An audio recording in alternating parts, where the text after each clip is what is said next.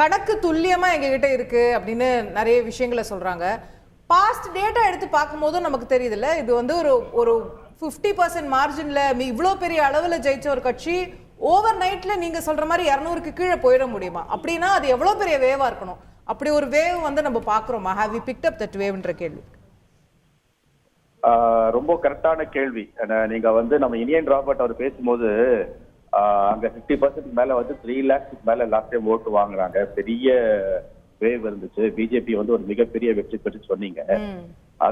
அதுலயே வந்து கிட்டத்தட்ட ஒரு 113 தொகுதிக்கு மேல ஒரு 120 தொகுதிக்கு கிட்ட வந்து 2 லட்சம் ஓட்டு கீழே தான் அவங்க வந்து ஜெயிச்சாங்க. ஒரு நேஷனல் லெவல் ஜெயிச்சாங்க சார். 2 லட்சம் ஓட்டுல ஜெயிச்சாங்க. அதான் முடிச்சிடுறேன்.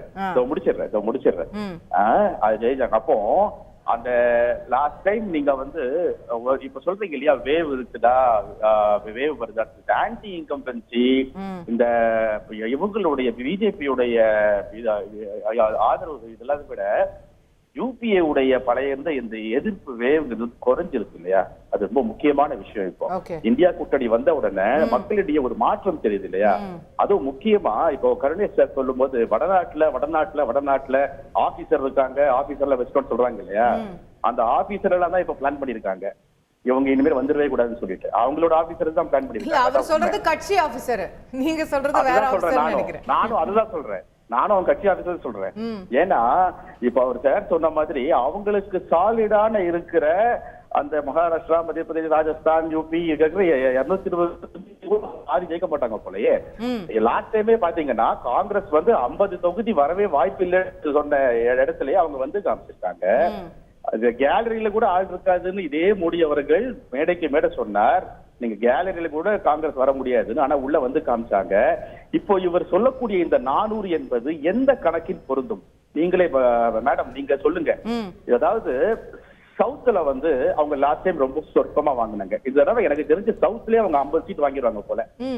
எக்ஸாம்பிள் இல்ல, அவர் அதான் சொல்றாரு, அமித்ஷா சொல்றாரு, சவுத்துல கடந்த முறை உங்க நம்ம ஒரு டிஸ்கஷனுக்காக கடந்த முறை அவங்க 29 சீட்டு 28 சீட்டோ சவுத்துல வாங்கியிருந்தாங்க அவுட் ஆஃப் 120 கிட்ட. இல்ல இந்த தடவை அமித்ஷா என்ன சொல்றாரு, காங்கிரஸை விட கூட சீட்டு நாங்க சவுத்துல வாங்குவோங்கிறாரு. அதுதான் பிரச்சனையே. இது அவருடைய ஓவர் கான்பிடன்ஸ் இல்லைங்களா, அங்கதான் பிரச்சனையே. இப்ப உதாரணமா இப்ப பேனல் இருக்கிற இவங்கள்ட்ட கேளுங்களேன், தெலுங்கானால எவ்வளவு வாங்குவாங்கன்னு கேளுங்க, கர்நாடகால அவங்களுக்கு இவ்வளவு ஆபீசஸ் இருக்காங்கல்ல அங்க எவ்வளவு வாங்குவாங்கன்னு கேளுங்க, வெஸ்ட் பெங்கால்ல இப்ப அவங்க 400ல போட்டுக்கிற கணக்குல வந்து வெஸ்ட் பெங்கால் 25 மேல வாங்குவோம்னு சொல்றாங்க. சும்மா கேட்டு பாருங்க இதெல்லாம் எவ்வளவு வரும்னு. ஃபேக்சுவல் எரர் எவ்வளவு இருக்குன்னு நீங்களே பார்க்கலாம். சிம்பிள் இதுதான், அவங்களுடைய இந்த அரித்மெட்டிக் கால்குலேஷன்ல எவ்வளவு ஃபேக்சுவல் எரர் இருக்கிறது இங்கேயே சொல்லிடலாம். உண்மை என்னன்னா இவங்க அந்த 400ங்கிற நம்பரை பிம்பமாக்க பாக்குறாங்க. அந்த பிம்பம் கொஞ்சம் கொஞ்சமாக முதல் வாரத்தில் முதல் கட்ட தேர்தலில் இருந்த பிம்பம் 4வது கட்ட தேர்தலில் கடுகு போல சுருங்கி கொண்டே வருகிறது. பாவம் இப்ப என்ன செய்யறதுன்னு தெரியல. மோடி அவர்கள் இன்னைக்கு வேட்புமனு தாக்கல் செய்ய முன்னாடி பேட்டி கொடுக்கும் போது அழுதிருக்கிறார். இதுதான் நடந்தது. என்னன்னா என்னுடைய பாரத பிரதமர் அவர்கள், ஓபனாவே சொல்றேன், என்னுடைய பாரத பிரதமர் அவர்கள் டிமானிட்டைசேஷன்ல நூற்றுக்கணக்கான மக்கள் சாகும்போது அழல, நம்ம மணிப்பூர் பற்றி எறியும் போது அழல, பல்வேறு வீராங்கனைகள் தோற்கும் போது அழல, விவசாயிகள் வந்து பட்டினியில சாகும் போது அழல, தூத்துக்குடி வந்து மிதந்த போது அழல, சென்னை பெருவெள்ளம் வரும்போது அழல, ஆனா இன்னைக்கு வேட்புமனு தாக்கல் பண்றதுக்கு முன்னாடி அழுதிருக்கிறார். இதுதான் நிதர்சனமான உண்மை. அவர் எதை நோக்கி செல்கிறார், எந்த பள்ளத்தாக்கு நோக்கி அவர் நிற்கிறார் என்பது நன்றாக உணர்ந்திருக்கிறார். அப்போ இவங்க சொல்ற இந்த 400 கால்குலேஷனை இன்னைக்கு மம்தா பானர்ஜி அவர்கள் ஒரே ஒரு அடியா பொட்டி முடிச்சிட்டாங்க.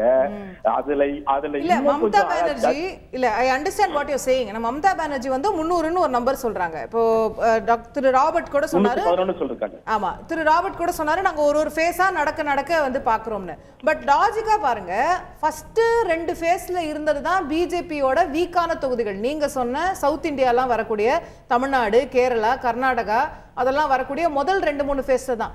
இனிமே வரப்போகுது எல்லாம் யூபி, அவங்களுடைய இந்தி ஹார்ட்லேண்ட், பீகார் அவங்களுடைய ஏரியால வரப்போகுது. அப்ப இனிமே நீங்க ஜெயிக்க போறது வந்து எப்படி இருக்கும், அது லாஜிக்கா அப்படிங்கிற அதுதானே தேர்தல். அதுதானே ஜனநாயகம். இப்போ ஒரு அதாவது பாஜகங்கிறது இந்திய அரசியலமைப்புக்கு உட்பட்ட கட்சி தானே. அப்போ இந்திய அரசுக்கு உட்பட்ட கட்சியில உள்ள தேர்தல்ல தான் அவங்க நிக்கிறாங்க. அப்ப ஜனநாயகத்தை நம்புகிறார்கள், இதை நம்பித்தான் ஆகணும். இன்னொன்னு சொல்றேன், 10 வருடம் தன்னுடைய உங்களுடைய பார்வையில நீங்க வந்து மக்கள் சக்தி அவர்களை வீழ்த்தும் அப்படின்னு சொல்லுவீங்க. தட்ஸ் ஃபைன், அது உங்களுடைய நம்பிக்கை.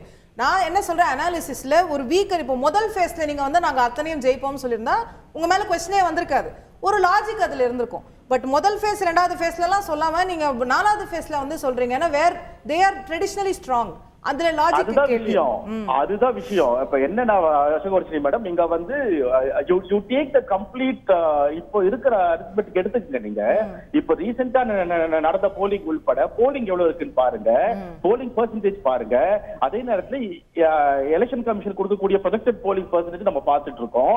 இந்த விஷயங்கள் எல்லாமே it's completely and totally against the ruling party. அப்போ இப்போ இன்னைக்கு நிலைமை பாத்தீங்கன்னா, நீங்க சொல்ற மாதிரி அவங்களுக்கு ஃபேவரபிளான இடத்துல எலெக்ஷன்ஸ் நடந்திருந்தாலும் கடந்த 3 கட்டத்துல பதட்டம் அடைந்த மோடி அவர்கள் இப்ப இவ்வளவு இது பண்ண வேண்டிய அவசியம் இல்லையே, இன்னைக்கு அழ வேண்டிய அவசியம் இல்லையே.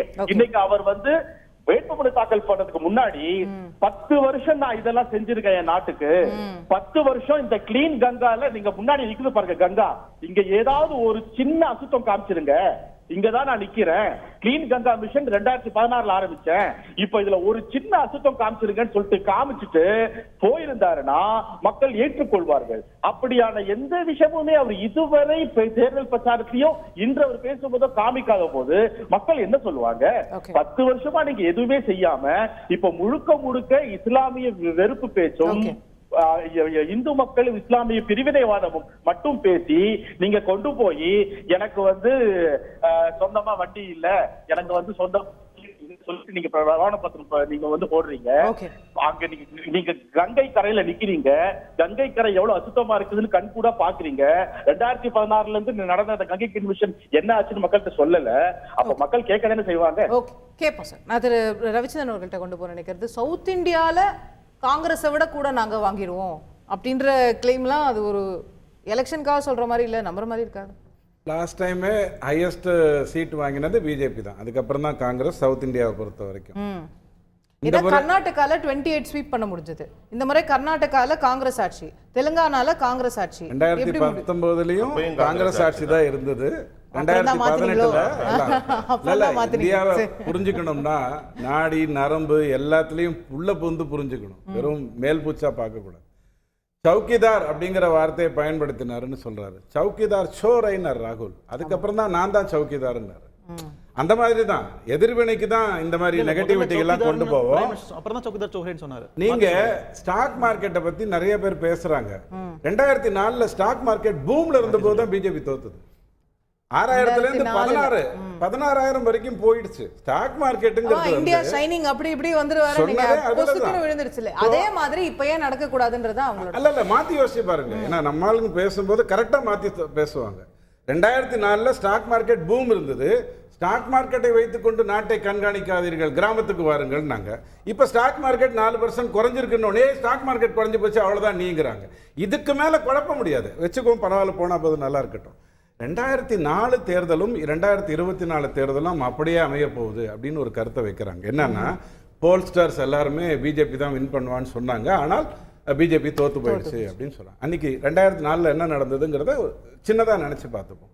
145 சீட்டு காங்கிரஸ் வெற்றி பெறுகிறது, 138 சீட்டு பிஜேபி அலையன்ஸ் வெற்றி பெறுகிறது, 43 சீட்டு கம்யூனிஸ்ட் வெளியிலிருந்து ஆதரவு. இந்த 145 சீட் காங்கிரஸ் வெற்றி பெற்றது இல்லையா, அதில் 39 திமுக கொடுத்தது. எங்கேருந்து எடுத்து கொடுத்தது? பிஜேபியோட இருந்து 4.5 வருஷம் ஆட்சி செய்ததுக்கு பிறகு அந்த 30 அங்கே பிஜேபி சீட் மாதிரி இல்ல கரெக்டா டபுள் ஆனது. 186 மைனஸ் 39 திமுக கூட்டணி மாறியது ஒத்துக்கிறேன். ஆனா அது ஏதோ அந்த சீட்டே வந்து பிஜேபியோட சீட்டு நியாயமா அவங்கள சீட்டு இவங்களுக்கு எடுத்து கொடுத்தாங்க. ஒரே ஒரு சேஞ்ச் தான் நடந்தது. அந்த ஒரு சேஞ்சில் ஹையஸ்ட் சிங்கிள் லார்ஜஸ்ட் பார்ட்டின்னு சொல்லி காங்கிரஸ் வந்துருச்சு. அது இப்போ வருமானு கேட்டா அன்னைக்கு ப்ரீ போல் அலையன்ஸுங்கிறது பேச்சளவுலையாவது இருந்தது. கம்யூனிஸ்ட் பேசினாங்க, ஜெயராம் ரமேஷ் பேசினாரு, சாட்டர்ஜி பேசினாரு, சோனியா காந்தி பேசினாங்க, கருணாநிதி ஐயா பேசினாங்கன்னு ஒரு இது நடந்தது. இப்போ யார் பேசுறாங்கன்னு தெரியல. இந்தியா அலையன்ஸ் எல்லாரும் ஒண்ணா இருக்காங்க. முன்ன அப்போ 2004ல இருந்ததை விட இன்னைக்கு ஒரு கிளியரான பேரோட கிளியரான லீடர்ஸோட அலையன்ஸ் இருக்கு. வயநாட்டுல தேர்தல் நடக்குதுங்க. மிஸ்ஸஸ் ராஜா நீங்க திரும்பி திரும்பி ஆனி ராஜா உதாரணம் இல்ல இல்ல நான் புதுசா வயநாடு நான் இந்த கேள்வியை பலமுறை கேட்டுட்டேன், நீங்களே கேட்டீங்க. நான் உங்களுக்கு புதிய கருத்தை சொல்றேன். உங்களுக்கு கேக்குறது என்னன்னா, நீங்க கேரளாவை ஏன் பாக்குறீங்க, மகாராஷ்டிரா பாருங்க, நான் வரேன். ஏன் நீங்க வந்து பஞ்சாப் பாருங்க, ஹரியானா பாருங்க. நீங்க சொன்னதனால அந்த கேள்விக்கு நான் வரேன். அதாவது கேரளால நான் ஒரு ஓட்டர், நான் வெஸ்ட் பெங்காலை பத்தி கவலைப்படுவேனா அப்படிங்கறத நீங்க சொன்னீங்களா, அதுக்கு பதில் சொல்றேன். ஒரு வாரம் 10 நாளைக்கு முன்னாடி நீ ஏன் இங்க வந்து நிக்கிறீங்க, நாங்க தான் இங்க ஜெயிக்க போறோம், வேற இடத்துல போய் பிஜேபியோட மோதுங்கன்னு பேசினவங்க இப்ப இவர் போய் ராயபரேலில ராகுல் காந்தி ஐயாவுக்கு ஓட்டு கேட்க போறாரு. அப்ப சிரிப்பாங்க இல்லையா, பத்திரிகை எல்லா பக்கமும் இந்தியாவில படிக்கிறாங்கல்ல, சிரிப்பா என்ன இப்பதானே சண்டை போட்டு சொக்காயெல்லாம் கிழிச்சுக்கிட்டீங்க, இப்ப என்ன கோட் சூட் போட்டு வந்திருக்கீங்கன்னு சிரிப்பாங்க. அந்த அளவுல இருக்கிறதுக்கு சொல்றேன். இன்னொன்னு நீங்க அழகா எடுத்து கொடுத்தீங்க ஐயா, 2 லட்சம் ஓட்டு 3 லட்சம் ஓட்டு 4 லட்சம் ஓட்டுன்னு வெற்றி பெற்ற பிஜேபி திடீர்னு எப்படி தோக்கும்? தமிழ்நாடு இருந்ததுன்னா ஒரு அளவுக்கு அது நடக்கும். அப்படி நடந்திருக்குல்ல தமிழ்நாட்டுல நடக்கும். செய்திகளை உடனுக்குடன் தெரிந்து கொள்ள உடனே சப்ஸ்கிரைப் பண்ணுங்க.